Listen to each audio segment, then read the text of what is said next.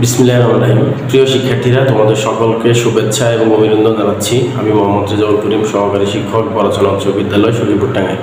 প্রিয় শিক্ষার্থীরা, আজকে আমি তোমাদের নবম দশম শ্রেণীর সাধারণ গণিতের 13তম অধ্যায় অর্থাৎ সসীম ধারা এই অধ্যায়ের দ্বিতীয় পর্ব নিয়ে আলোচনা করব। এর আগে আমি এই অধ্যায়ের প্রথম পর্ব নিয়ে আলোচনা করেছিলাম। আশা করি তোমরা মনোযোগ সহকারে সকল ক্লাসটি ফলো করবে এবং সেই অনুযায়ী ভাষায় প্র্যাকটিস করবে। তো চলো আমরা পাঠে মনোযোগী হই। আমি আজকে দেখো দুইটা ম্যাথ এখানে দিয়েছি, এই দুটি সমাধান আজকে করবো। তাহলে 5 নম্বরটা সমাধান আমরা করি। তাহলে এটি একটি কিন্তু সমান্তর ধারা, সমান্তর ধারাটির সাধারণত এবং 12তম পথ নির্ণয় করতে হচ্ছে। তাহলে আমরা এখানে লিখবো যে এখানে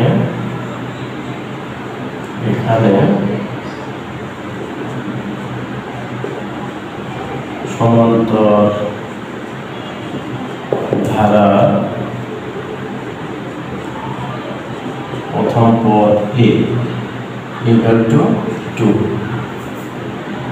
ধারাটির সাধারণত নির্ণীত হচ্ছে। অতএব ধারাটির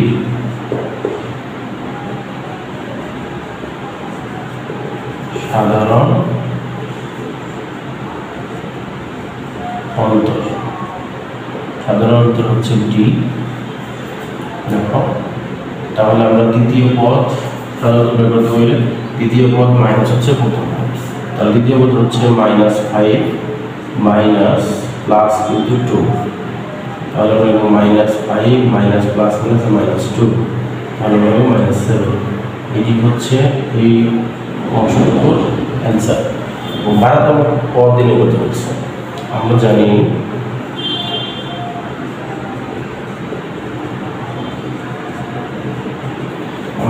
সমান্তর ধারার n-তম পদ, n-তম পদ equal to a plus n minus 1 into হচ্ছে d। তাহলে 12তম পদ বের করব। অতএব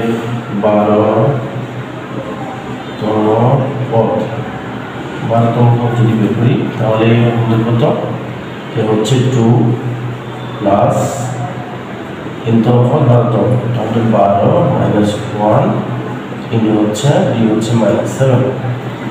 তাহলে দেখো 2 এই প্লাসে মাইনাসে এখানে মাইনাস লিখব, আর এখানে লিখব হচ্ছে 11 ইন্টু 7। তখন আমি একেবারে করে দিয়েছি 12 মাইনাস অর্থাৎ -1, তাহলে 11 ইন্টু কত 7। তাহলে দেখো প্লাস মাইনাসে মাইনাস, তাহলে আমরা লিখব -7 11 77। তাহলে আমরা লিখব হচ্ছে -75। এই হচ্ছে এই অঙ্কটির সমাধান। তাহলে এখানে দেখো 5 নম্বর সমাধান, যে এত ধারাটি সাধারণত এবং 12তম পদ নির্ণয় করো। তাহলে আমরা লিখব যে এখানে সমান্তর, যেটি একটি সমান্তর ধারা প্রথম পদ ইন্টু ধারাটির সাধারণ অন্তর d, অর্থাৎ দ্বিতীয় পদ মাইনাস হচ্ছে প্রথম পদ। তাহলে দ্বিতীয় পদ -5 মাইনাস প্রথম পদ যেহেতু +2, তাহলে আমরা বিপরীত -7 পেয়ে দেবো। আবার হচ্ছে ধারাটি 12তম পদ নির্ণয় করব। তাহলে আমরা জানি n-তম পদ equal to a plus n minus 1 d। তাহলে 12তম পদ এর মান হচ্ছে 2 প্লাস n 12তম পদ 12 মাইনাস 1 ইন্টু 7 -7। তাহলে দেখো এই প্লাসে মাইনাস যেহেতু পজিটিভ আছে, প্লাসে মাইনাসে কিন্তু -2। তাহলে 12 থেকে 1 বাদ দাও, তাহলে 1 11, তাহলে 7 11 77, আর হচ্ছে 2, তাহলে 75। এই ছিল আমাদের সমাধান। তো বন্ধুরা, এখন আমরা 6 নম্বর সমাধান করি। আমরা ভিডিওটা পজ করে দেখে তারপর সমাধান করে ফেলব। এবার আসি আমরা 6 নম্বর অঙ্কের সমাধান। যেহেতু এটি হচ্ছে সমান্তর ধারা, কীভাবে আমরা বুঝবো? তাহলে দ্বিতীয় পদ মাইনাস হচ্ছে প্রথম পদ, যেমন 3 ডিভাইস পাবো আমরা, এখানে 3 ডিভাইস, তাহলে একটা সমান্তর ধারা। তাহলে আমরা এখানে লিখব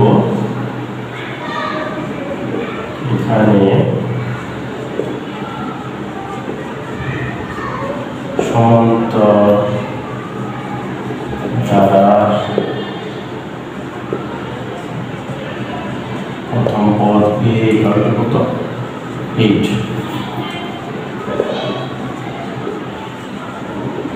সাধারণ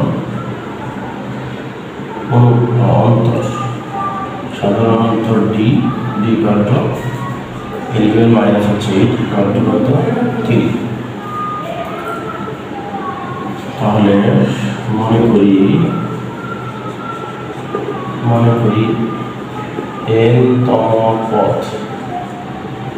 n-তম পদ equal to a plus n minus 1 into হচ্ছে d। কিন্তু আমাদের সরি n-তম পদ আমাদের n-তম পদ কত মনে করি n-তম পদ এত মানটা আমাদের দেওয়া আছে। আমাদের মনে করি n-তম পদ কত 92। তাহলে আমরা লিখব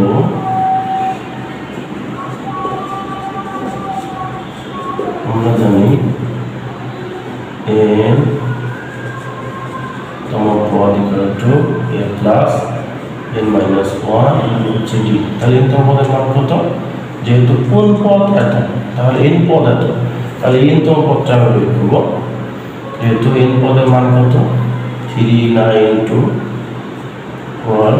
এখানে লিখবো a হচ্ছে 8 প্লাস n পদটা আমরা বের করব 1 ইন্টু হচ্ছে 3। তাহলে দেখো 392 আর এখানে 8 প্লাস 3n মাইনাস হচ্ছে 3। তাহলে আমরা এই অংশে চলে যাব এখান থেকে এখানে আমরা যদি এখানে আসি তাহলে দেখো বা 392 তাহলে যেটা আমরা লিখব হচ্ছে 5 মাইনাস 3n বা 392 5 প্লাস ইকুয়াল টু 3n বা 5 বাদ দেবে 90 থেকে তাহলে 87 3n বা 3n ইকুয়াল টু এত অতএব n ইকুয়াল টু 387 বাই হচ্ছে 3 অতএব n ইকুয়াল টু অর্থাৎ 1 2 27 3 27 অর্থাৎ n পদ হচ্ছে এত।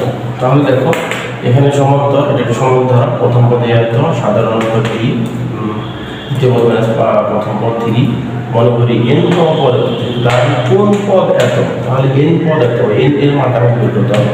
তাহলে আমরা জানি n-তম পদ equal to plus n equal to d।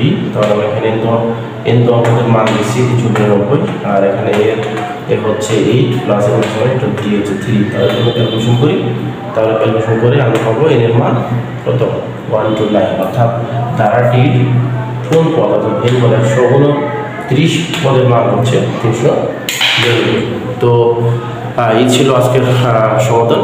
আশা করি আগামী ক্লাস দেখার আমন্ত্রণ জানিয়ে তোমাদের সকলকে ধন্যবাদ জানিয়ে এবং আমার আগামী ক্লাস দেখার অনুরোধ জানিয়ে আজকের মধ্যে বিদায় নিচ্ছি। সকলকে ধন্যবাদ।